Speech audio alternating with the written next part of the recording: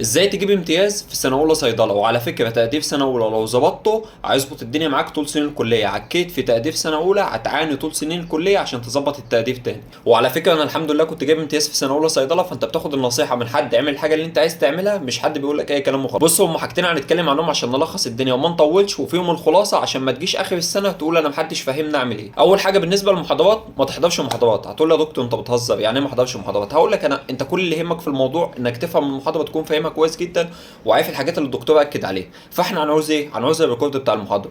مش معنى كده انك ما تحضرش نهائيا، ما تحضرش محاضرات غير لو في تشديد شديد جدا جدا جدا على حضور المحاضرات. هتاخد الريكورد بتاع المحاضره وانت قاعد في البيت، هتطبع البي دي اف بتاع المحاضره وهتبدا انك تشغل الريكورد بتاع المحاضره وانت قاعد مركز جدا كانك قاعد في المحاضره.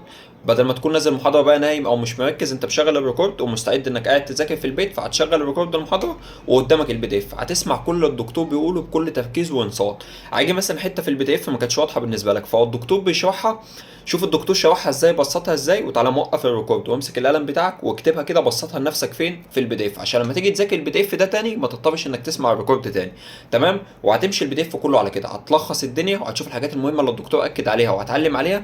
تمام؟ خلصت انت كده ريكورد المحاضره ووضحت الحاجات المهمه اللي الدكتور وضحها. بعد ما تخلص امسك البي دي اف بتاع المحاضره كده، اقعد بص فيه شويه وفنطه مع نفسك كده، وحاول تلخص الدنيا مع نفسك، حاول تلخص المحاضره في دماغك كده مع نفسك. وعلى فكره مش لازم تخلص المحاضره كلها في يوم واحد، يعني انت مثلا لو المحاضره مثلا 50 او 60 سلايد، فانت لو ذاكرت منهم اول يوم 20 او 30 فكده كويس جدا. يعني مثلا لو ذاكرت المحاضره دي 20 30 والمحاضره الثانيه 20 30 وكملت بعد كده مفيش مشكله، بس اهم حاجه تبدا وتذاكر اول يوم ده قدر الامكان اللي تعرف تذاكر من المحاضره. ذاكرت يا باشا اول باول، هتيجي اخر الاسبوع هتلاقي نفسك لما المحاضرات بتاعتك فاضل لك حاجات بسيطه كده، هتلمها في اليومين ثلاثه اللي هم اجازه في اخر الاسبوع، هتلم الحاجات اللي فاضله لك وهتبدا انك تراجع اللي انت ذاكرته. المراجعه اللي انت ذاكرته بتكون اسهل ما يكون، انت ممكن تراجع المحاضره كلها في 10 دقائق لانك خلاص مذاكرها وفاهمها ومفنطها، بتبدا انك تقراها بس تراجع ليه؟ تراجع المعلومات بتاعها. انت يا باشا كده خلصت محاضرات الاسبوع اللي عندك.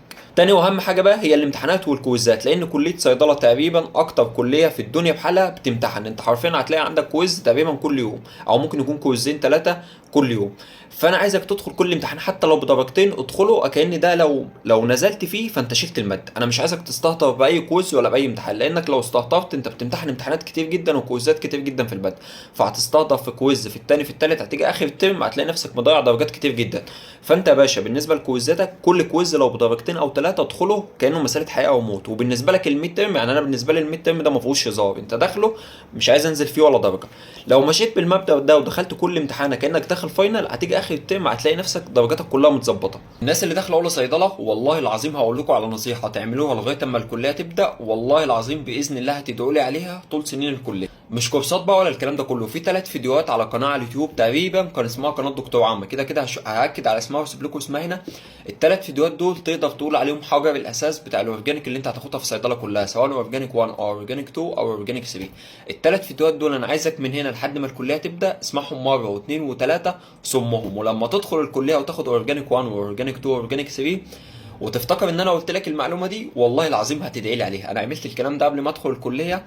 ال3 فيديوهات دول ريحوني في الماده بطريقه غير طبيعيه، سواء في اورجانيك 1 او اورجانيك 2 او اورجانيك 3.